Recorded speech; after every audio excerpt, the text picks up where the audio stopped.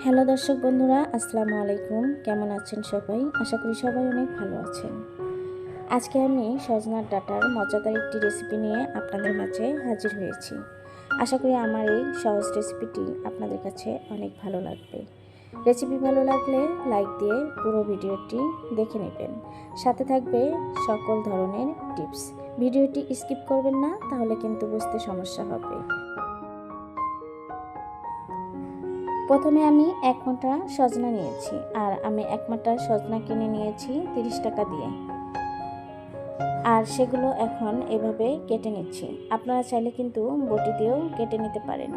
এখন কিন্তু বাজারে প্রচুর পরিমাণে সজনার ডাঁটা পাওয়া যায়, আর এই সজনার ডাঁটা দিয়ে আপনারা কিন্তু অনেক রকম রেসিপি করে খেতে পারেন। আজকে আমি যে রেসিপিটি করে নিচ্ছি সেটা একদম সহজ, আর অল্প কিছু উপকরণ দিয়েই যে কেউ রান্না করে নিতে পারবেন যে কোনো সময়। দেখুন বন্ধুরা, আমি এই যে ডাঁটাগুলো কেটে নিয়েছি, আর উপরে যে আঁশটা আছে সেটা ছাড়িয়ে নিচ্ছি। আপনারা চাইলে যে কোনোভাবেই কিন্তু আঁশটা ছাড়িয়ে নিতে পারেন, অথবা আঁশ ছাড়িয়েও কেটে নিতে পারেন। আমার কাছে এভাবে সুবিধা মনে হয়েছে, আর আমি এইভাবেই ছাড়িয়ে নিয়েছি। দেখুন, আমার সবগুলো সজনার ডাঁটা আঁশ ছাড়িয়ে নেওয়া শেষ। এখন আমি একটা প্লেটে তুলে নিচ্ছি।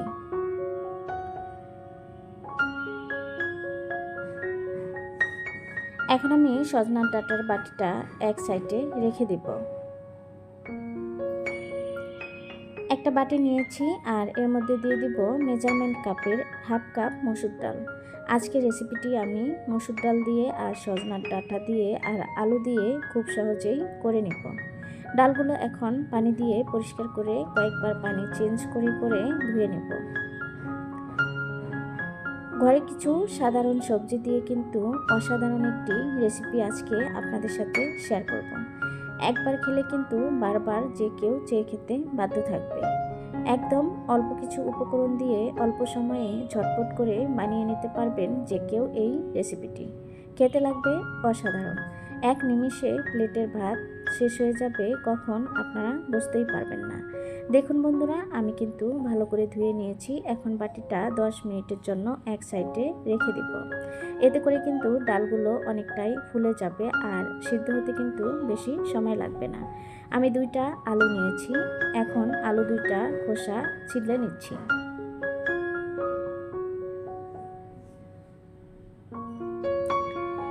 দেখুন বন্ধুরা, আলু 2টা আমার খোসা ছিলে নেওয়া শেষ।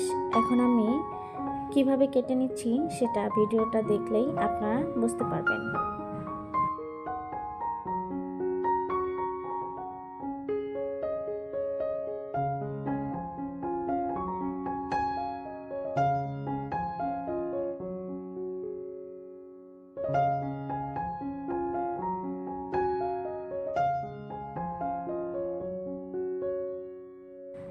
এই যে দেখুন বন্ধুরা, আলু কিন্তু আমার কেটে নেওয়া শেষ। এখন আমি এটা একটা প্লেটে তুলে নিচ্ছি, আর কিভাবে কেটে নিলাম সেটা তো আপনারা দেখেই বুঝতে পারলেন। এখন 2টা পেঁয়াজ নিয়ে নিব, আর পেঁয়াজ দুটো আমি খোসা ছাড়িয়ে নিব। স্পেশাল একটা মশলা তৈরি করে নিব, এর জন্য আমি সবগুলো উপকরণ নিয়ে নিচ্ছি।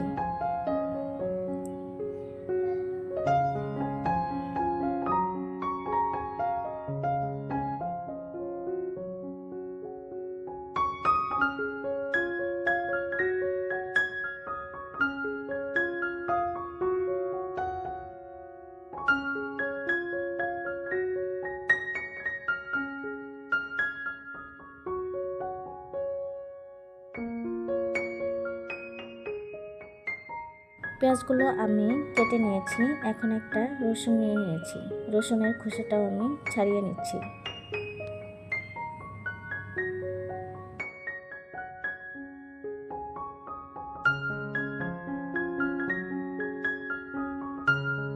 এখন সামান্য পরিমাণের আদা নিয়ে নিব। আদাটার উপরে যে খোসাটা আছে সেটা কিন্তু ছাড়িয়ে নিতে হবে। দেখুন বন্ধুরা, আমি ছাড়িয়ে নিয়েছি। এখন ছোট ছোট করে কেটে নিচ্ছি। দিয়ে দিব এর মধ্যে কয়েকটা কাঁচামরিচ, আর আজকের রেসিপিটি আমি কাঁচামরিচ দিয়ে কিন্তু করে নেব। বাটিতে সবগুলো উপকরণই তুলে নিলাম। এখন পরিষ্কার পানি দিয়ে ভালো করে ধুয়ে নেব। একটা ব্লেন্ডার জার নিয়েছি আর এর মধ্যে সবগুলো উপকরণই তুলে দেব। আপনারা চাইলে শিলপাটায় বেটে নিতে পারেন অথবা বাটনাতেও কিন্তু বেটে নিতে পারেন এই মশলাটা। এর মধ্যে আমি কিন্তু অফ ক্যামেরায় সামান্য শাহি জিরা আর পাঁচফোড়ন দিয়ে নিয়েছিলাম। এতে করে কিন্তু সুন্দর একটা ফ্লেভার আসবে আর খেতে কিন্তু অনেক ভালো লাগবে। একটা বাটিতে পেস্টগুলো ঢেলে নিচ্ছি। এখন এর মধ্যে আমি কিছু উপকরণ অ্যাড করে দিব। প্রথমে দিয়ে নিব পরিমাণ মতো হলুদের গুঁড়া, এখন দিয়ে দিব ভাজা জিরা গুঁড়া, এরপরে দিয়ে দিব গরম মশলার গুঁড়া। এখন আমি এর মধ্যে দিয়ে দিব ভাজা ধনিয়া গুঁড়া, পরিমাণ মতো লবণ। এখানে আমি শুকনা মরিচটা অ্যাড করব না, কারণ আমি শুকনা মরিচ ছাড়াই আজকের এই সজনা ডাঁটা রেসিপিটি রান্না করব। সবগুলো উপকরণে ভালো করে মিশিয়ে নিয়ে একটা পেস্ট তৈরি করে নিয়েছি। এটা আমি 5 মিনিটের জন্য রেস্টে রেখে দিব। এতে করে বাটা মশলার যে টেস্টটা হয় সেই টেস্টটা কিন্তু তরকারি থেকে আসবে। পরিমাণ মতো চুলায় টপার বসিয়ে দিয়ে তেল দিয়ে নিয়েছি। আমি যে আলুগুলো কেটে নিয়েছি সেগুলো ভালো করে ধুয়ে নিয়েছি আর এখন তেলের মধ্যে দিয়ে দিচ্ছি। এর মধ্যে দিয়ে দিলাম সামান্য পরিমাণের হলুদের গুঁড়া আর দিয়ে দিব সামান্য পরিমাণের লবণ। নেড়ে চেড়ে আলুগুলো কিছুক্ষণ সময় ভেজে নেব।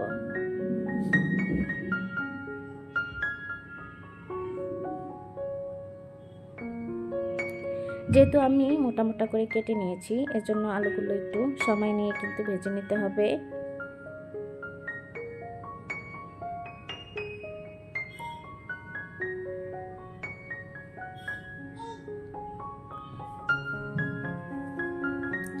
এক পাশে হয়ে গিয়েছে, আরেক পাশে উল্টিয়ে দিয়ে আলুগুলো ভেজে নিলাম। এখন আমি তেল ঝরিয়ে তুলে নিচ্ছি।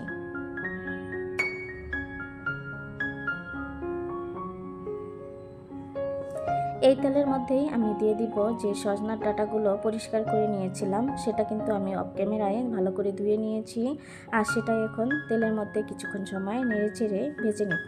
এর মধ্যে কোনো উপকরণ দিব না, আমি আলুর মধ্যে যে উপকরণগুলো দিয়েছিলাম সেটাই কিন্তু তেলের মধ্যে রয়ে গিয়েছে আর সেটা দিয়ে কিন্তু ভেজে নিচ্ছি। আমার সজনার ডাঁটাগুলো কিন্তু ভেজে নেওয়া শেষ, এখন আমি তেল ঝরিয়ে তুলে নিচ্ছি।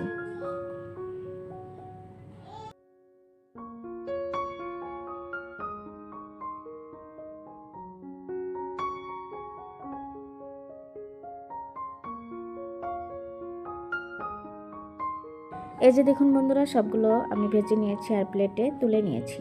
এখন আমি এই টপারেই দিয়ে দিব পেঁয়াজ কুচি, আর পেঁয়াজ কুচির পরিমাণটা আমি কমিয়ে দিয়েছি, যেহেতু আমি পেস্টের মধ্যে 2টা পেঁয়াজ দিয়ে নিয়েছিলাম, এজন্য আমি কাটা পেঁয়াজ কম ব্যবহার করেছি। দিয়ে দিলাম পরিমাণ মতো তেল। এখন আমি নেড়ে চেড়ে তেলের মধ্যে পেঁয়াজগুলো কিছুক্ষণ সময় ভেজে নিচ্ছি। এই যে দেখুন বন্ধুরা, আমার পেঁয়াজটা ভেজে নেওয়া শেষ। এখন আমি এর মধ্যে যে মশলা পেস্টটা করে নিয়েছি সেটা দিয়ে দিলাম। এখন নেড়ে চেড়ে কিছুক্ষণ সময় পেঁয়াজ আর তেলের মধ্যে আমি মশলাগুলো ভালো করে ভেজে নিচ্ছি।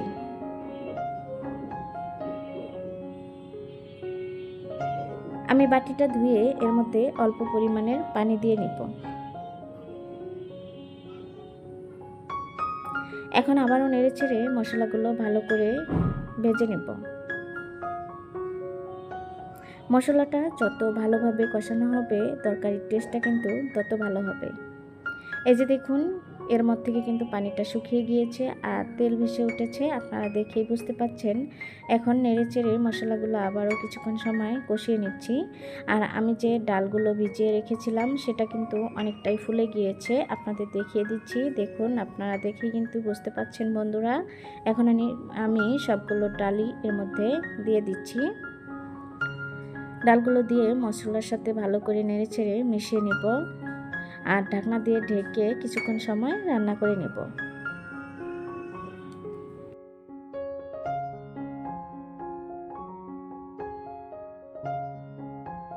এই যে দেখুন, ফিরে আসলাম কিছুক্ষণ পরে। পানিটা কিন্তু অনেকটাই শুকিয়ে গিয়েছে, আপনারা দেখেই বুঝতে পাচ্ছেন বন্ধুরা। এখন নেড়ে চেড়ে আমি ডালগুলো আবারও কিছুক্ষণ সময় মিশিয়ে নিব আর আমি যে উপকরণগুলো ভেজে নিয়েছিলাম সেটা এর মধ্যে দিয়ে দিচ্ছি। নেড়ে চেড়ে ডালের সাথে সবগুলো উপকরণই ভালো করে মিশিয়ে নিচ্ছি। সজনে ডাঁটায় এভাবে রান্না করে খেয়ে দেখবেন, খেতে লাগবে অসাধারণ।